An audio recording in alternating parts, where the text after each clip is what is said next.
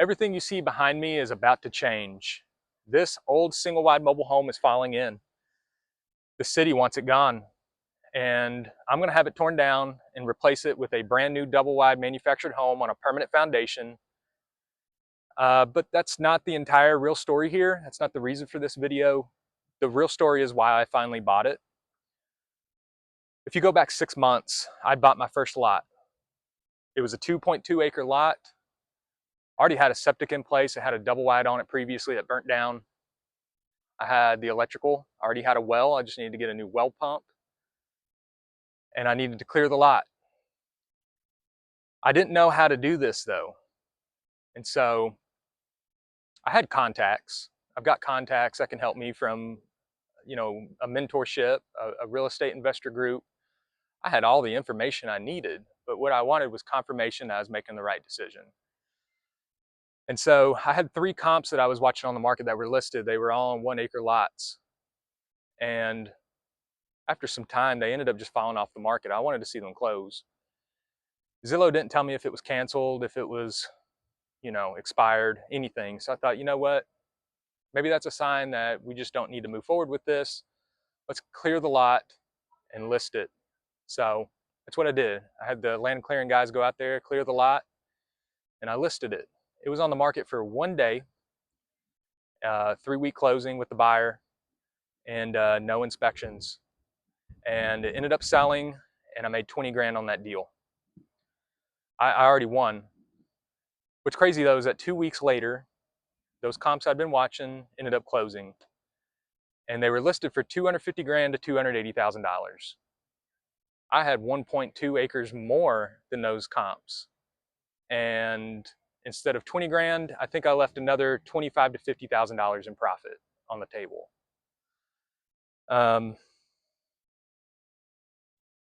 It wasn't so much the money that I'd missed out on that bothered me. It would have been nice, right? The biggest realization is that I let fear determine my decisions and my outcome.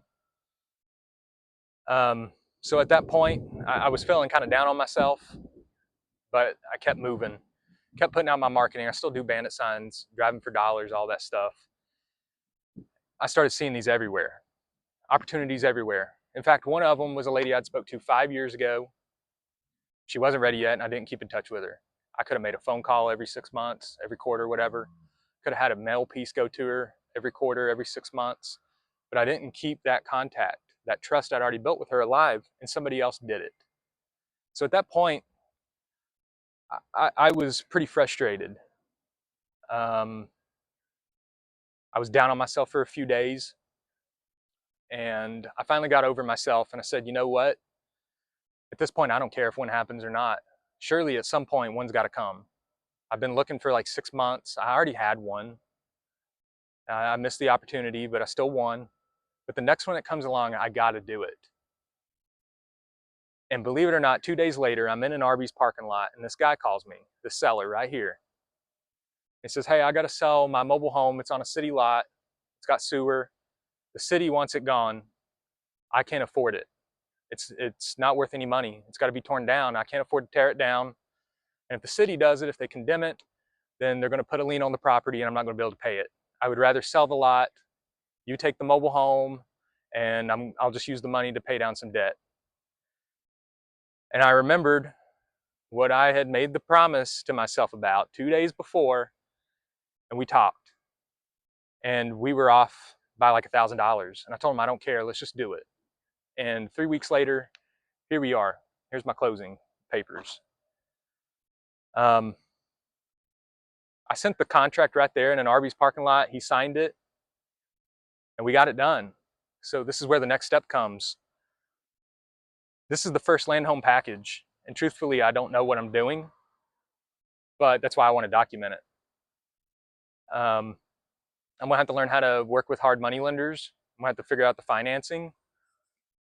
I've dealt with mobile homes for 6 years now, 7 years, but it's homes in parks. It's homes that need to be moved. And really, I'm just the salesperson solving a seller's problem and then helping the buyer get something that they're happy with and taking care of it. I'm gonna have to learn site prep. even more, because these are going to have to be set up differently than, you know, what's in a park typically. Going to have to learn permits. I don't know how to order one of these from the dealer. So it's a whole new venture here. And that's the whole point of this, is to document it. One day there's going to be a brand new home here. I don't know how exactly that's going to happen, but that's the entire point of this. And so the goal of this channel is to document this and more.